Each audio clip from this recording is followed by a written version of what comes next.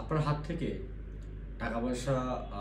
খরচ হয়ে যাচ্ছে, নষ্ট হয়ে যাচ্ছে বা যেদিকে ব্যয় হয়ে যাচ্ছে, নিজে খুব টেনশনের মধ্যে রয়েছেন, কী করবেন বুঝে উঠতে পারছেন না। যে উপায়টি বলবো, যদি আপনি বিবাহিত হন, আপনার স্ত্রীকে বা আপনি একজন মহিলা হন, যদি আপনি বিবাহিত হন তাহলে আপনি মহিলা হলেও বা আপনি বিবাহিত হলেও আপনার স্ত্রীকে বৃহস্পতিবার দিন, বৃহস্পতি নয়, শুক্রবার দিন লাল বস্ত্র ধারণ করেন,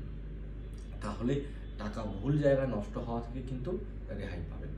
দ্বিতীয়ত আরেকটা আপনি করতে পারেন, সেটা হলো আপনাকে বৃহস্পতিবার দিন শ্রীযন্ত্রমের সামনে